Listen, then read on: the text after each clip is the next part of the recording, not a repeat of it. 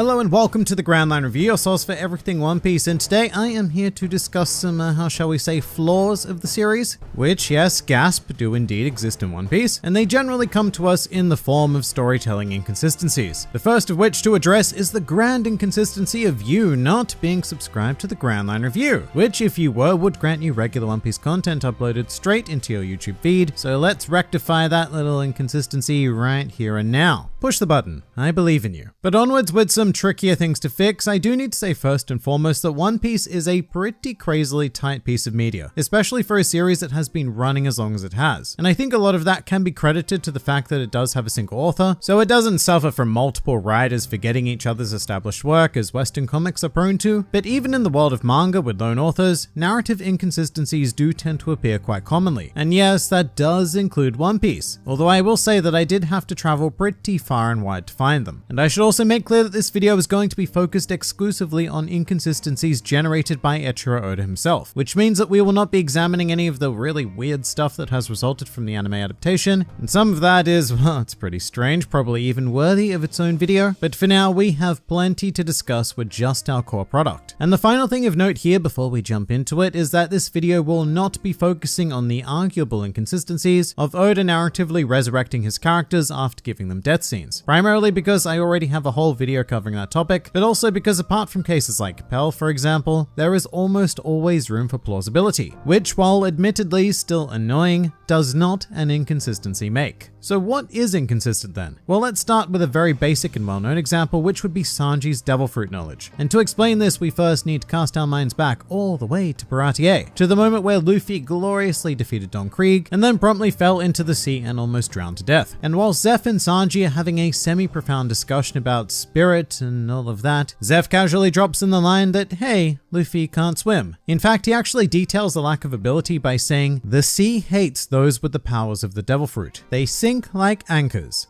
To which Sanji, in absolute shock, yells that the old geezer should have told him sooner, and then promptly jumps into the water, saves Luffy's life, and the rest is history. A really great touching moment, and one of a very long list of reasons why Baratie is such a heavily underrated arc. However, what it also does is establishes Sanji's overall lack of knowledge regarding devil fruits in general, which is pretty awkward when we do eventually come to Thriller Bark, and more specifically Sanji's confrontation with Absalom, which is very, very interesting because Sanji was almost immediately able to dissect the fact that Absalom was using the Suke no Mi, a paramecia type fruit that allows its user to become invisible. And I'm now going to read you Sanji's quote from the manga, but I want you to keep in mind that back during Baratie, he was unaware of the fact that devil fruit users cannot swim. And with that in mind, Sanji says here, "That's right, you've stolen one of my dreams. I know about everything that you can do. When I was a kid, I read through the encyclopedia of devil fruits. I wasn't that interested in them because they didn't seem real and each power comes with a curse, but there was still one entry that struck awe into my heart. If I were able sometime in my life to gain this power, even if it cursed me, I'd still want to eat that fruit." Of course, referring to the Suke no Mi. But that, ladies and gentlemen, is an example of inconsistency. Here Sanji quite blatantly says that he knows everything about this particular fruit, as well as the fact that devil fruits in general come with a curse. The only kind of plausible deniability at play comes in two forms. Either this extensive devil fruit encyclopedia that was written with detailed powers in mind did not mention that fruit users become unable to swim, or that Sanji had such tunnel vision that he simply did not read it. Both of which are a pretty huge leap of logic, and while not impossible, I suppose, this is almost certainly one of the very rare examples of Oda being inconsistent. And next up, let's take a more recent example, well, relatively recent anyway, and still devil fruit related actually, because we now move all the way to Whole Cake Island, and we land on a certain Charlotte Katakuri, a man who has one of the most curious devil fruits in the series, being the Mochi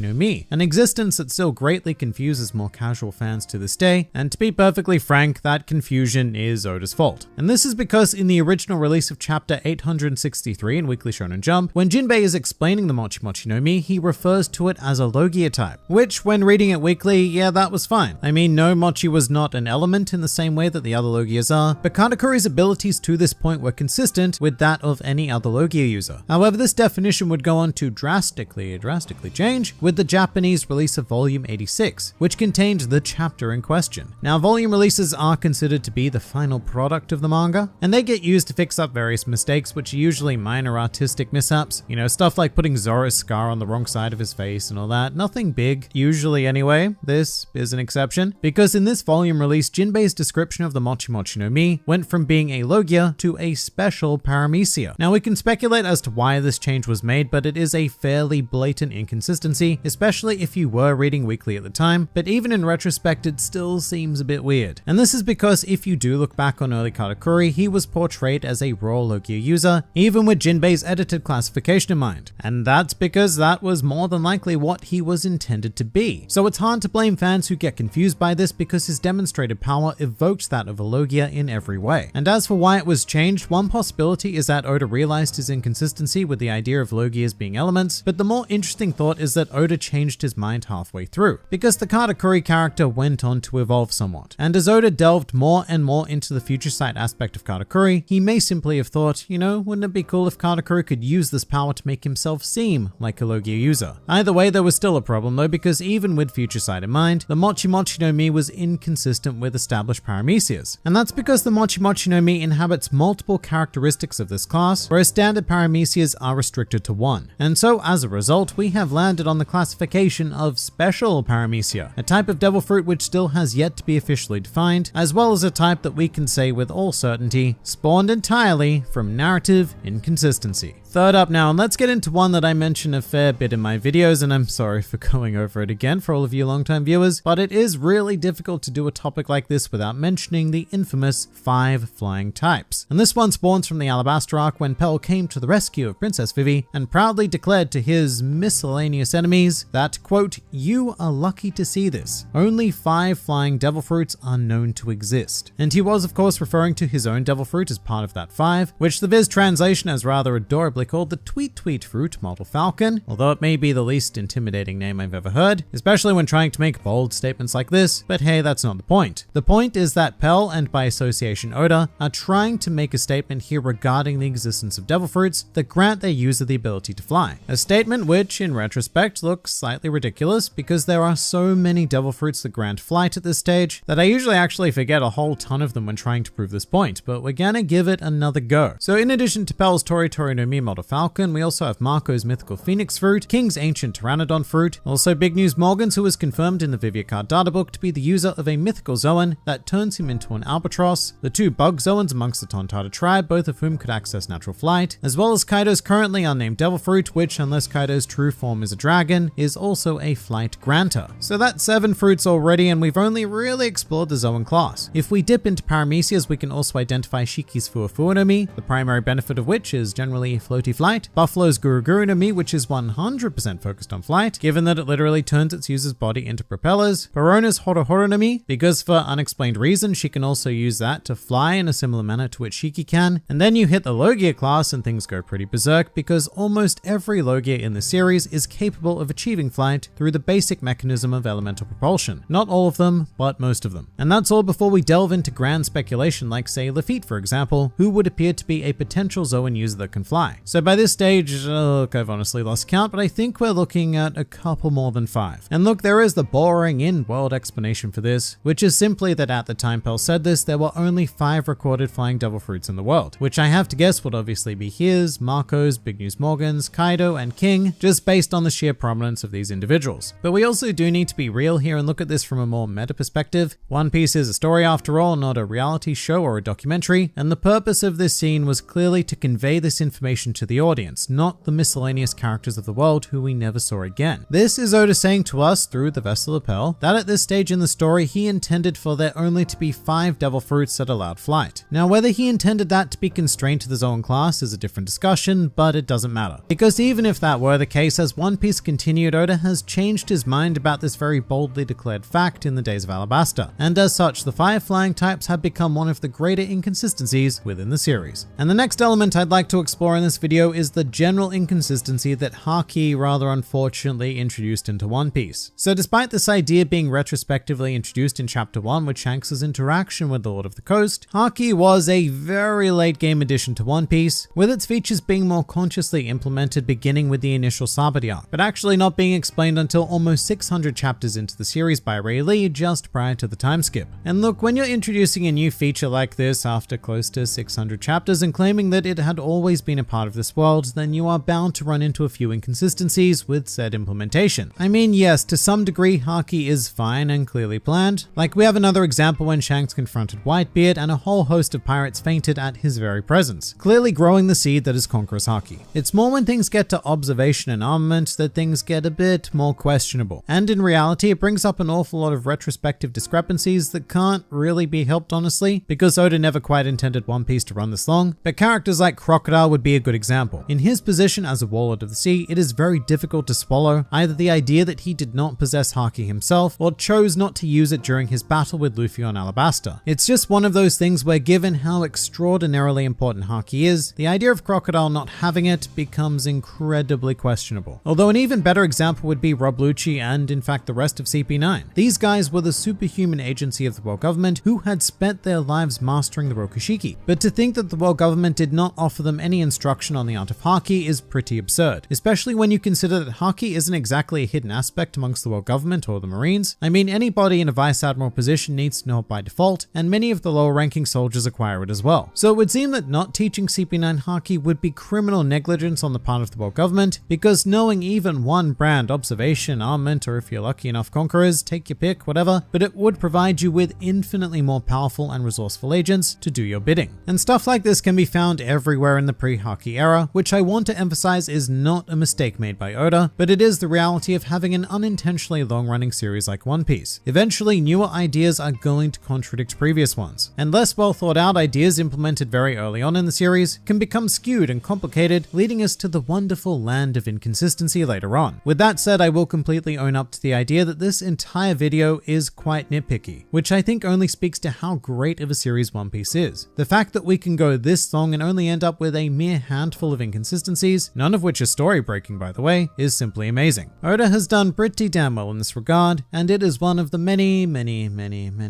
reasons why One Piece has been as absurdly successful as it is. But what do you guys think? Please do leave your thoughts down in the comments below or even join my Discord server. And if you'd like to see more videos like this, then please do go and check out some of my other content or even subscribe to the channel for more glorious One Piece business uploaded straight into your YouTube feeds. But for now, this has been the Grand Line Review, and I'll see you next time.